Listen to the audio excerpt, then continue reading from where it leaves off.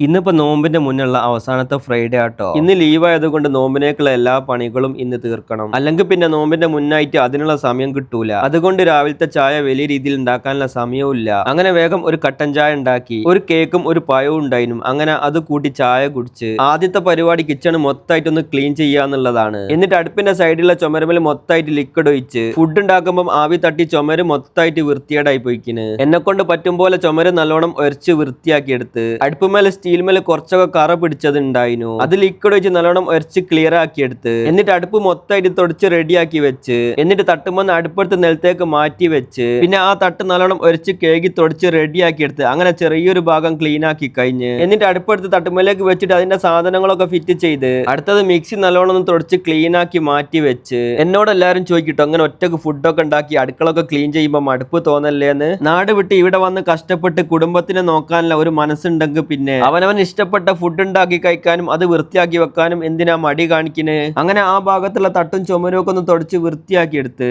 എന്നിട്ട് ഈ തട്ടുമുള്ള പാത്രങ്ങളൊക്കെ ആ ഭാഗത്തേക്ക് മാറ്റി വെച്ച് ആദ്യം ബേസിന്റെ അടുത്തുള്ള ജനൽ തുടച്ച് വൃത്തിയാക്കി എന്നിട്ട് കയ്യിലൊക്കെ വെച്ച പാത്രത്തെ ബേസിലേക്ക് വെച്ച് കയ്യിലൊക്കെ അതിൽ നിന്ന് മാറ്റി വെച്ചിട്ട് അത് നല്ലോണം കഴുകി വൃത്തിയാക്കി എടുത്ത് എല്ലാവർക്കും ഉള്ള ഡൗട്ടാണ് ഈ പാത്രത്തിൽ വെള്ളം നിൽക്കൂലെന്ന്. ഞാൻ അതിന്റെ അടിയിൽ 4-5 തോളട്ട് എടുത്തുട്ടോ. അതുകൊണ്ട് അടിയിൽ കൂടെ വെള്ളം ഒലിച്ചിറങ്ങി പോയിക്കോളും. പാത്രം അവിടേക്ക് തന്നെ വെച്ച് കയ്യിലും കത്തിയൊക്കെ ഒരു വട്ടം കൂടി കഴുകി പാത്രത്തിലേക്ക് തന്നെ വെച്ച് നോമ്പിനേക്കുള്ള ക്ലീനിങ് ആയതുകൊണ്ടാട്ടോ ഇത്ര വൃത്തിയായിട്ട് ക്ലീൻ ചെയ്യുന്നത്. അല്ലെങ്കിൽ ഇങ്ങനത്തെ പണികളൊക്കെ നമ്മൾ 10 മിനിറ്റ് കൊണ്ട് തീർക്കും. അങ്ങനെ ബേസ് ഒക്കെ നല്ലോണം ഒരച്ച് കേക്ക് സ്റ്റീൽ തിളങ്ങുന്ന രീതിയിലാക്കി എടുത്ത് എന്നിട്ട് അങ്ങോട്ട് എടുത്തു വെച്ച പാത്രങ്ങൾ അതിന്റെ സ്ഥാനത്തേക്ക് തന്നെ എടുത്തു വെച്ച് എന്നിട്ട് പൊടികൾ വെച്ച കബോർഡ് തുറന്നിട്ട് അതിലെ കുപ്പികളൊക്കെ പുറത്തേക്ക് എടുത്ത് വെച്ച് പാറ്റന്റെ ശല്യം ഉള്ളത് കൊണ്ട് അതിന്റെ ഉൾഭാഗം നല്ല രീതിയിൽ തുടച്ച് ക്ലീൻ ആക്കി എടുത്ത് എന്നിട്ട് കുപ്പികളൊക്കെ അതിന്റെ ഉള്ളിലേക്ക് തന്നെ എടുത്തു വെച്ച് എന്നിട്ട് വാഷിംഗ് മെഷീന്റെ പൈപ്പൂരി നിലത്തേക്ക് നല്ല സ്ട്രോങ്ങിൽ വെള്ളം അടിച്ചിട്ട് നല്ലോണം ഒരച്ച് കേക്ക് ഒന്നും കൂടിയും വെള്ളം അടിച്ചിട്ട് മോപ്പിട്ട് നല്ലോണം തുടച്ച് സെറ്റ് ആക്കി എടുത്ത് എന്നിട്ട് ബ്ലാങ്കറ്റ് എടുത്ത് വാഷിംഗ് മെഷീനിൽ കൊണ്ടുപോയി അൽക്കാനിട്ട് അപ്പോഴേക്കും പള്ളിയിൽ പോകാനുള്ള സമയമായിരിക്കുന്നു. അങ്ങനെ വേഗം പോയി കുളിച്ച് ഫ്രഷ് ആയി പള്ളിയിൽ പോയി ജുമയൊക്കെ നിസ്കരിച്ച് വന്ന് എന്നിട്ട് ചോറിനുള്ള അരിയെടുത്ത് വേഗം കഴുകി അടുപ്പത്തേക്ക് വെച്ച് അപ്പോഴേക്കും ബ്ലാങ്കറ്റ് ഒക്കെ അലക്കി കഴിഞ്ഞിക്കണ്. അങ്ങനെ ബ്ലാങ്കറ്റ് ഇട്ട് ഫ്ലാറ്റിന്റെ മുകളിലേക്ക് പോയി അയലിന്മേൽ ഉണക്കാനിട്ട്